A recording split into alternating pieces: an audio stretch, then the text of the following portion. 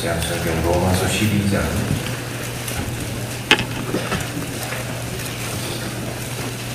256년, 구약성경 256년 로마서 12장 1절로 2절 말씀 함께 공독하십시다. 그러므로 형제들아, 내가 하나님의 모든 자비하심으로 너희를 권하노니 너희 몸을 하나님이 구하시는 거룩한 산제사로 드리라. 이는 너희에게 영적 예배입니다.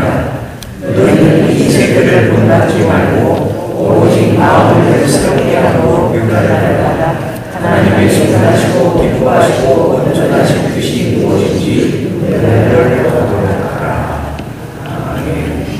우리 구약성경에서 한 번 더 공독하시겠습니다. 구약성경 사무엘상 9장, 구약성경 419년 사무엘상 9장 419년입니다. 사무엘상 9장 1절과 2절 말씀 419년 사무엘상 9장 함께 공독하십니다.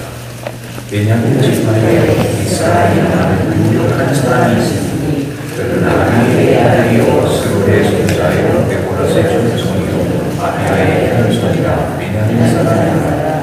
이스라엘이 있으니 그 이름은 사울이요 준수한 소년이라. 이스라엘 자손 중에 그보다 준수한 자가 없고 키는 모든 백성보다 어깨에 의심도 하노라.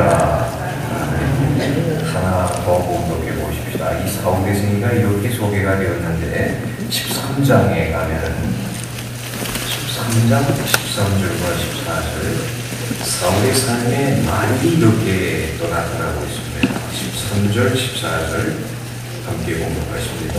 사무엘이 사울에게 이르되 왕이 망령되게 하였도다. 왕이 왕의 하나님 여호와께서 왕에게 명하신 명령을 지키지 아니하였도다. 그리하였다면 여호와께서 이스라엘 위에 왕의 나라를 영원히 세우셨을 것이오늘 지금은 왕의 나라가 되지 못할 것이라. 여호와께서 왕에게 명하신 바를 왕이 지키지 아니하였으므로 여호와께서 그 마음에 남는 사람을 구하여 그 백성의 지도자를 삼으셨느니라. 네.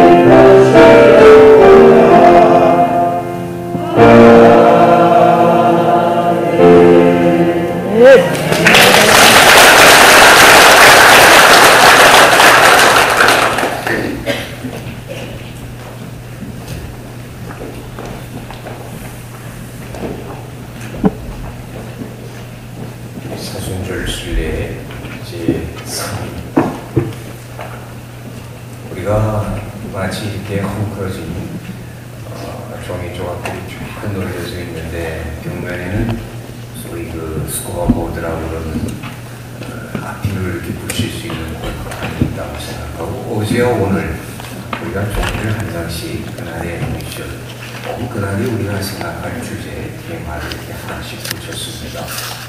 첫째날은 싱크홀, 소위 꺼진 웅덩이. 그게 무엇인가? 오늘날 우리들의 삶 속에 나타나고 있는 한창 잘 나가는 사람들, 성공의 가도를 탄탄하게 달리는 사람들이 정말 순식간에 그냥 무너져 있는 그런 모습들을 우리가 종종 보게 되죠.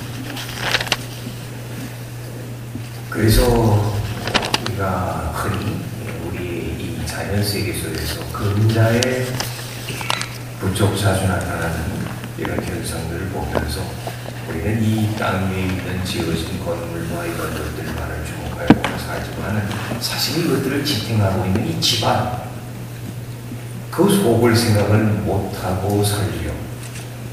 어느 날 갑자기 이 과도한 지하수의 개발과 난도 마찬가지고요. 인간이 탐욕이 만들어냈던 광산, 시추라든지 혹은 또 이 기후변동에 따른 가뭄의 계속이라든지 수천 년, 수만 년 동안 별일 없이 지탱해왔던 이 지하수맥이 흘러가고 있는 이 땅들이 어느 날 갑자기 그냥 꺼져 내려가는 그런 현상들. 거기서 우리가 생각하듯이 이제 우리의 이 외면 세계에, 우리가 살아가는 이 공적 세계에 보지 못하던, 가려서 보지 못하던 우리 자아 세계, 내면 세계를 우리가 살피고 와야 되겠다. 그것이 우리 문제의 시작이었습니다. 어제는 우리가 소위 컨트롤 센터, 컨트롤 타워, 잠수함, 핵잠수함의 조종실에서 혹은 상황실, 통제실, 우리가 요즘에 대기업에서도 얘기하듯이 별일이 다 일어나고 있습니다. 이 바깥에 그리고 한 그룹이 움직인다 그러면 현장마다 얼마나 많은 일들이 일어나겠어요. 근데 그런 일들이 수없이 일어난다 할지라도 문제는 이 컨트롤 센터, 컨트롤 타워라고 하는 그 기능이 제대로 가동하고 있느냐 없느냐, 그것이 문제이거든요. 그것만 제대로 움직이고 있으면 상황을 헤쳐나가야 합니다. 많은 경우들 이 컨트롤 센터가 아무도 없는, 텅 비어있는 우리 삶이 꼭 그렇게 살아가는 삶이 되고 있지 않는가. 오늘 셋째 날은 그냥 그대로, 여기 나오는 제목 그대로 한번 봤습니다. 그냥 서양 사람들이 내세운 되게 많지만 황금 세상에 갇힌 인생들 그랬거든요. 황금 세상, 골든 케이지. 그러니까 얼른 뭐가 연상이 됩니까? 황금, 화리가 나지요. 우리가 말하면 빛 좋은 게 살고 얘기하듯이 때깔이 좋아요. 이 황금이라고 말하는 것은 성공입니다. 그런데 세상은 또 뭐겠어요? 세상은 갖춰진 것이잖아요. 자, 새가 아무리 황금빛, 비싼, 아주 값진 세상 속에 있다 할지라도 그건 세상일 뿐입니다. 본인이 갖춰져 있다는 사실을 황금의 눈이 어두워서, 황금빛의 눈이 어두워져서 보지 못하고 있다면 좀 어리석은 일이 없을 것입니다. 오늘 우리가 살아가는 현대를 이 고든 맥도날드라는 분이 이렇게 문제를 자꾸 던지는데, 물론 그들의 문화, 자기들의 문화에서 던져준 것이죠. 오늘 이 현대인의 삶의 모습을 황금 세상이라는 비유로 얘기했어요. 근데 상당히 공감이 되는 얘기거든요. 그럼 다시 한번 생각을 해보십시오. 이 시대의 사람들의 제일 큰 관심은 뭘까요? 성공입니다. 한마디로 성공지상주의. 자, 그러니까 흔히 우리가 볼 때는 이 사업에 현장에 있는 남자들, 성공한 사람들만 생각하지만 이게 연쇄적인 반응을 일으킵니다. 결국은 소위 전업주부로 살아가는 평범한, 더군다나 이 서울이라든지 대도시가 아닌 지방 중소도시, 어떻게 보면 우리 여수라는 도시는 한국 사회에서도 참 편안하고 안락한 그런 중소도시를 대표할 수 있어야 될 터인데, 이런 이 서울과 같은 대도시, 인구 집중의 대도시가 아니고, 그럼 뭐 환경 얼마나 좋아요. 이런 이 중소도시 규모, 어떻게 보면 참 안락하게 편안하게 살 수 있는 이 중소도시의 전업주부들조차도 스트레스부터 자유롭지 못합니다. 다시 말하면 이 성공지상주의 사회, 성공이라는 가치, 이 이면엔 경쟁이 있거든요. 조금 더 그 속을 파헤쳐 보면은 과도 스트레스 사회, 오늘 현대사회는 한마디로 말해서 과도한 스트레스 사회라고 얘기를 합니다. 모든 가치가 성공이라는 것으로 치달아가고 있습니다. 남자들이 살아가는 삶이 다 그래요. 성공이란 말이 이면은 경쟁이거든요. 누군가 1등 등수로 매기고 성공을 얘기하려다 보면 성공에 대해서는 실패가 있을 것 아니에요. 요즘에 말하는 위너가 있으면 루저가 있을 것 아닙니까? 요즘 젊은이들이 루저 그러고 한글로 어른들이 볼 때 루저가 뭐야 그러잖아요. 루저. 그야말로 경쟁에서 다 잃어버린 사람들이에요. 빼앗긴 사람, 실패자들. 요즘에 루저란 말도 다른 게 아닙니다. 취직하지 못하고 못생기고 키 작고 외모지상주의, 성공지상주의, 1등지상주의. 여러분 여기서부터 누가 자유롭습니까? 아이들도 자유롭지 못하고요. 평범한 가정주부들도 자유롭지 못합니다. 왜? 내 아들의 성공이 내 성공이니까. 오늘 이 사회는 그렇게 해서 소위 성공한 스타들, 연예인들부터 운동선수들로부터 뭐 연봉이 얼마나 된다는 이 자본주의 사회, 미국으로 친다면 월가, 금융가의 뭐 고액 연봉자들, 이 화려한 출세가도 성공에 정점에 있는 사람들이 얼마나 많아요. 우리는 그 사람들을 쳐다보느라고 이 텔레비전, 어떤 때 정말 이 텔레비전 아무것도 없는 데를 좀 가서 살고 싶다는 생각도 들잖아요. 자, 오늘 로마서 12장, 사실은 2절이 요점인데 우리가 12장을 하면 언제나 1절, 2절을 그저 묶어서 생각을 하니까 같이 읽어보았습니다. 다 읽어본 것이에요. 자, 내가 하나님의 모든 자비하심으로 너희를 권한다. 사도 바울이 얘기했습니다. 하나님의 모든 자비하심으로 너희를 권하노니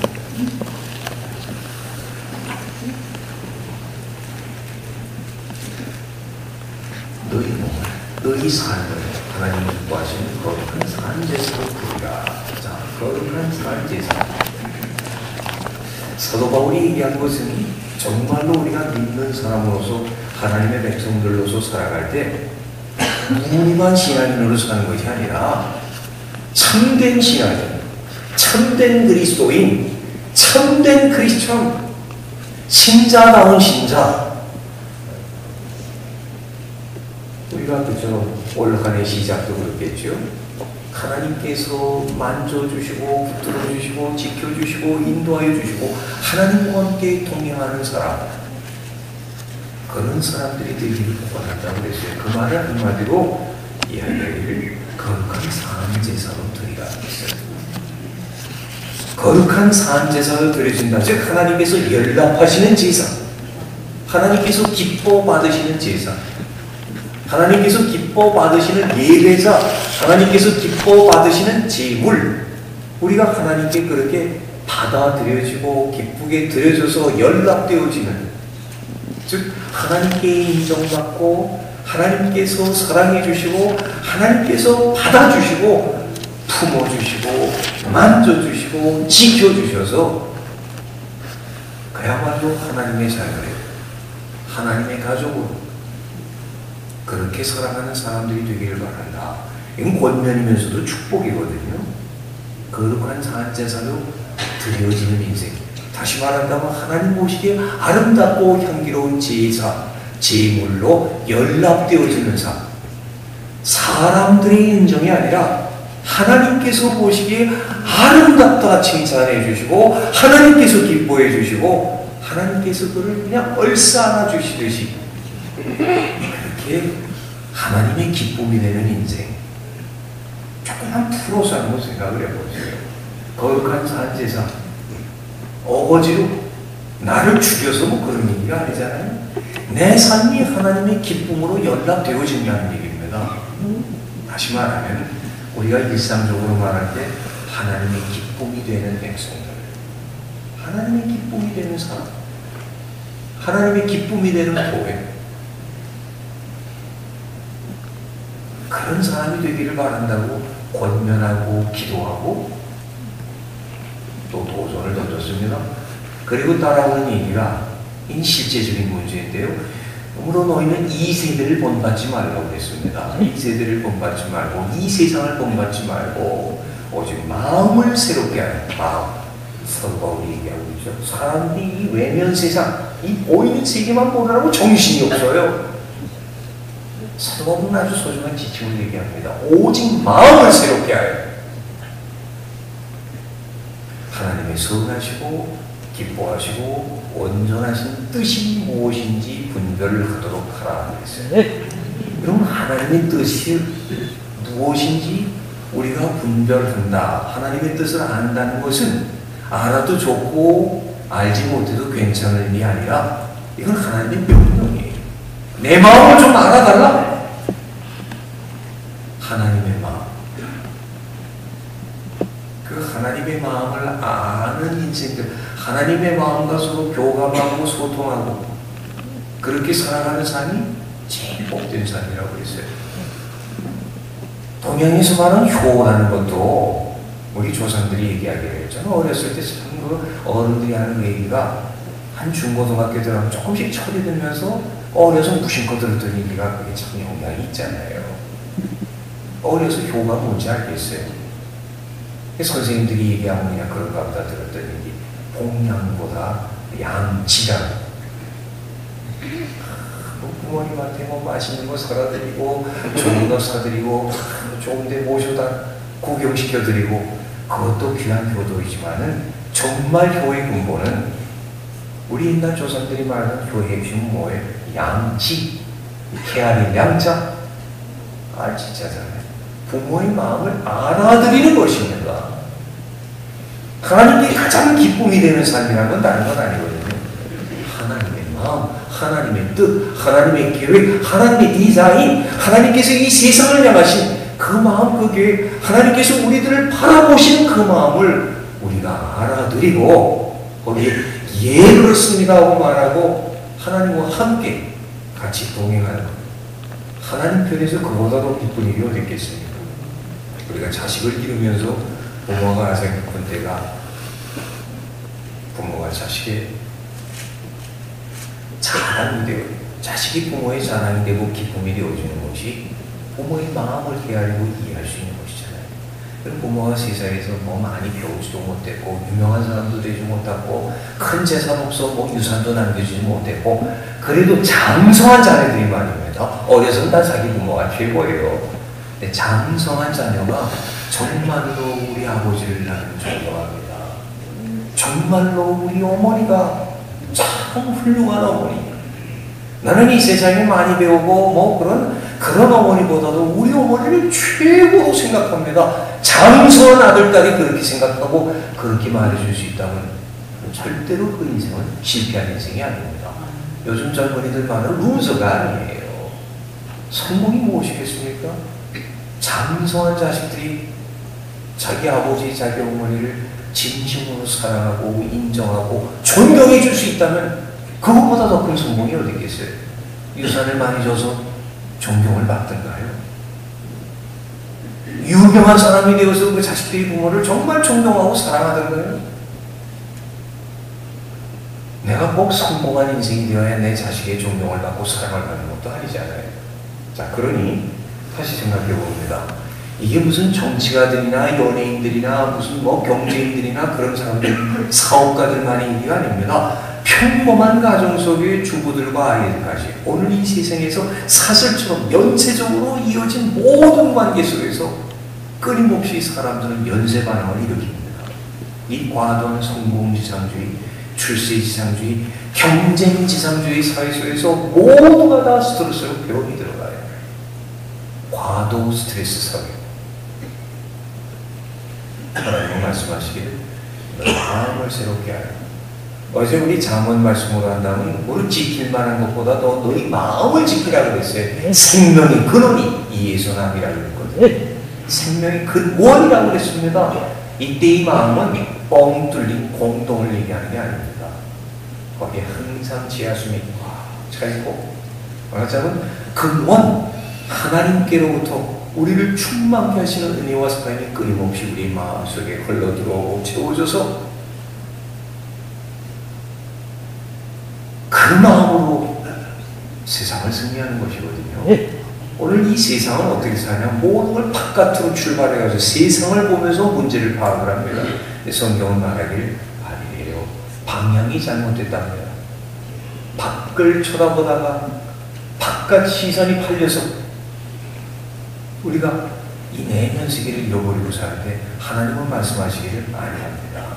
외면이 화려하고 안하고를 떠나서 이 사울 얘기를 우리가 읽어봤죠. 다윗을 찾았을 때 사무엘을 통하여 하나님께서 그렇게 얘기하십니다. 그러니까 이 사울 얘기하고 꼭 반대가 다윗인데요. 이 대조적인 모델인데 사람은 그 외모를 보거니와 나 여호와는 그 중심을 보느니라 했어요. 오늘 사울을 보니까 시작부터가 세상 사람이 부러워하는 조건을 다 가지고 있는 상황이었습니다. 집안이 좋아요. 유력한 자라고 그랬습니다. 좋은 집안에, 다시 말하면 부유한 집안에서 태어나서 사울은 거기 장남이었습니다. 보니까 허우대가 멀쩡해. 인물이 좋아요. 요즘 말로 그런 얘기 하죠. 요즘 그 코미디 프로 중에 네가지인가요? 그러니까 요새 대세라고 그러는데 꽃꽂이라고도 그러고 그 친구가 보니까 뭐 인물이 괜찮은데 키가 작대나요? 여러분 이 세상에 그런 말 많이 하셔서 사람 키가 15cm만 더 컸으면은 그래서 키 작은 사람 위축이 되고 키 큰 사람이 뭐 어떻단 말이에요. 그러고 보면 사울은 남과 머리 하나가 더 컸대요. 잘생겼더랍니다. 준수하더래요. 다시 말한다면 사울이라는 사람은 외적으로 볼 때 우리가 부러워할 수 있는 모든 것들을 다 갖춘 사람이었습니다. 출발 자체가. 이런 사람이 이 성공이라는 것이 또 그렇거든요. 성공은 남하고 비교하는 것이 아닙니다. 그 사람이 될 수 있는 그 자리에 가는 것이 성공입니다. 그 사람이 할 수 있는 그 일을 하는 것, 그 일을 해내는 것이 성공이거든요. 그러니까 내가 출발부터 가진 것이 작아요. 그걸 성경에서는 뭐라고 얘기했죠? 달란트의 비유속에서. 자, 2달란트, 5달란트, 1달란트 얘기했잖아요. 하나님께서 그것을 서로 비교하지 않았습니다. 오직 그 사람이 진실을 물었어요. 성실을 물었습니다. 5달란트 받은 사람은 나름대로 최선을 다해서 5달란트를 남겼습니다. 하나님께서 많이 남겼다고 칭찬한 게 아니에요. 그 사람이 진실과 성실을 기뻐하시면서 잘했다, 착하고 충성된 종아, 나의 기쁨에 참여해라 그러거든요. 2달란트 마찬가지입니다. 그 사람이 그런 만큼 하나님께서 주신 것입니다. 이 사람도 최선을 다해서 2달란트를 남겼더니 잘하였도다 착하고 충성된 종아 나의 기쁨에 참여하라 그랬거든요. 자, 1달란트 그 사람은 그런 만큼 준 거예요. 하나님은 하나, 둘, 5 그게 중요한 게 아니거든요. 하나님 보시기에 적당하게 주셨습니다. 나름대로 진실하게 성실하게. 그러다 실패해도 괜찮습니다. 하나님께서 진실과 성실로 최선을 다했다면 괜찮아 그러셨을 거예요. 근데 이 사람은 어떻게 했죠? 실패할까 두려웠다고 했습니다. 당신은 무서운 사람, 엄한 주인이기 때문에 하지도 않은 말까지. 그래서 파묻어 두었다고 했어요. 그 주인이 뭐라고 했습니까? 이 악하고 게으른 종 그랬습니다. 악하고 그리고 게으르기까지 했습니다. 자, 다시 보십니다. 성공이라고 하는 것, 오늘 이 세상이 성공지상주의 세상으로 살아가고 있는데 성공이라는 것조차도 우리가 정말로 신앙적으로 성경적으로 생각하면요 절대로 성공은 남과의 비교를 통해서 경쟁을 통해서 하나님께서 말씀하시고 인정하신 성공은 그렇게 해서 주어지는 성공이 아닙니다. 하나님과 나 사이의 관계에서의 문제예요. 하나님 앞에서 진실과 성실입니다. 충성입니다. 충성이란 말은 일란 말에서 성실이거든요. 진실이거든요. 남을 보는 것, 이 바깥 세상을 보는 것이 아닙니다. 자기 마음의 진실, 내가 알잖아요. 그러니까 내가 될 수 있는 그 자리에 가는 것이, 내가 되어야 흠직한 사람이 되는 것이 하나님 앞에서의 성공이거든요. 내게 주신 그릇이 있습니다. 내게 주신 만큼의 그 재능과 그 건강과 그 모든 여건들이 있습니다. 이것은 어쩔 수가 없는 건 내게 주어진 것이니까. 근데 그만큼 성실과 정직으로 최선을 다해서 기쁜 마음으로 감사함으로 그렇게 해서 내가 되어야 할 그 자리, 있어야 할 그 자리, 거기에 가는 것이 성공이거든요. 내 역량만큼 내가 마땅히 할 수 있는 그 일을 하는 것이 성공입니다. 오늘 우리 시대는 어떤가 보세요. 아이들이 뭐를 해서 내가 뭘 했다고 말해요. 아이들이 야구를, 미국 같은 데는 야구들 아니까 안타를 2번 쳤어요. 축구를 하면은 골을 2골 넣었어요. 그러면 요즘 이 시대의 대표적인 현상은 어떠냐? 아버지나 엄마가 보면서 잘했다 하는 것보다는 너 아까 5골은 넣을 수 있었는데 기회를 3번 놓쳤다. 그거를 먼저 꼬집어서 말하는 사회가 됐단 말입니다. 아이가 2골을 집어넣었다. 애들끼리니까 10골도 날 수 있고 그래요. 그러면 그 아이가 한 것을 칭찬해주고 기뻐하기보다는 너 3골을 더 넣을 수 있었는데, 이게 오늘 우리 시대입니다. 무의식 중에 우리 부모들이, 우리 자식들이 엄친아라는 말이 요새 유행하지요. 제일 듣기 싫어한다는 말이에요. 엄마 친구 아들은 이렇게 하고 얘기한다는 말이에요. 그래서 요새 여자하고 남자들하고 그런 얘기를 하잖아요. 남자들이 스트레스 받는 것 중에 하나가 여자들이 동창회 갔다 오면 남편들이 스트레스를 받는 게 생각했고, 자기 친구들, 거기서 칭을 얻고 위로를 받고 격려를 받고 돌아오는 것이 아니라 스트레스를 더 받고 돌아온다고 합니다. 이 끊임없는 비중. 그럼 이 시대는 과도 스트레스 사회입니다. 누구나 다 이 스트레스로부터 자유롭지 못합니다. 화려한 성공들이 번쩍번쩍거리고 있는데 그 이면 속에서는 모두 다 자신을 끊임없이 어디론가 끌려가듯이 한없이 그렇게 막 쫓겨다니듯이 그렇게 살아가고 있습니다.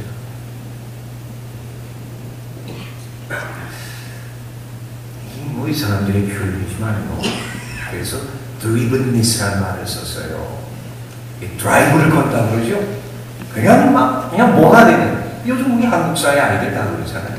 아이들 때부터 우리 익숙한 상황입니다. 막 쫓겨가는 거예요. 엄마가 학원 가라, 뭐 해라. 드라이브를 거는 겁니다. 탁구에서 드라이브를 하듯이 애들을 밀어가요. 그래서 그렇게 막 밀려다니고 강요당하고 쫓겨다니는 그런 상태를 드리븐니스라고 한단 말이에요. 이게 우리 시대의 제일 큰 특징이랍니다. 성공한 많은 사람들에게서 이 모습이 보여졌다는 것입니다. 성공을 했는데 그 성경의 이면이 기가 막혀요. 자신은 성공했는데 그 과정이 기가 막힙니다. 많은 주변의 사람들이 상처를 받고요. 업적 지상주의, 특히 이 기업이나 회사나 보세요. 그래서 이게 다 성공, 업적, 성취. 그러니까 과정은 중요하지 않습니다. 사람은 중요하지 않아요. 오직 결과물. 오늘 우리 시대 누구나 다 스트레스로부터 자유롭지 못합니다. 소름토 무너져 내리고 있는데 그 사실을 이해하려고도 하지 않아요. 이 로마서 12장 2절을 쉬운 번역, 영어 번역에는 번역이 너무 많습니다. 그 중에 한 번역인데 이 번역을 이렇게 번역을 했어요.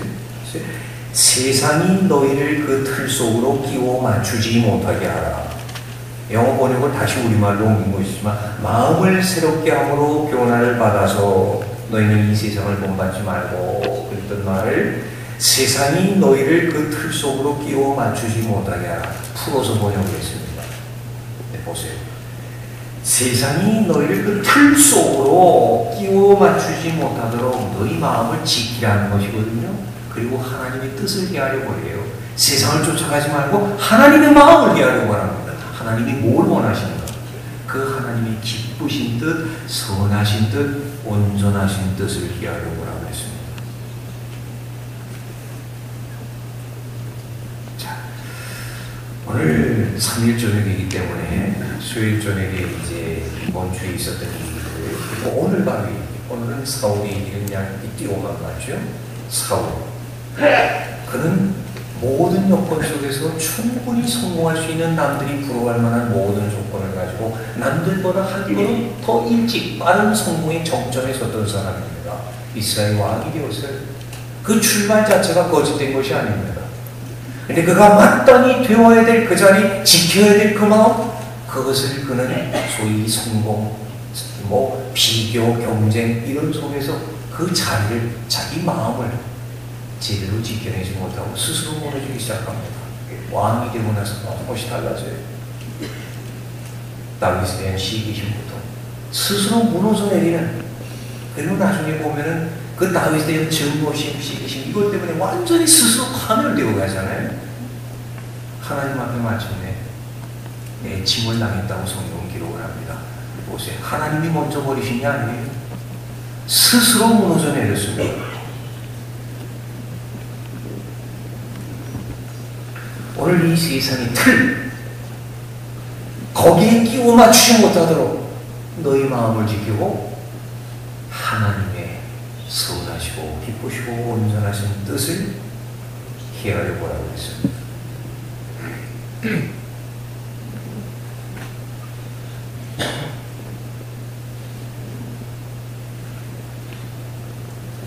오늘 말씀을 정리해 보십시오. 오늘 하나님께서 우리에게 작은 불빛 하나를 주셨을 때 우리 시작입니다. 이 마음속, 이 내면 세계, 우리는 이 외면, 세상을 쳐다보고 우리 바깥을 쳐다보느라고 정신이 없는데 이 내면 세계의 광활함, 이 내면 세계의 질서와 조화를, 평화를 우리가 진실로 하나님 앞에 기도하고 그것을 통해서 세상을 승리하는 하나님의 백성들이 될 수 있도록 하나님께서 우리를 붙들어 주시며 기도드리십시다. 그것이 하나님의 뜻이니까요. 기도하십시다. 오늘 오시는 하나님 아버지,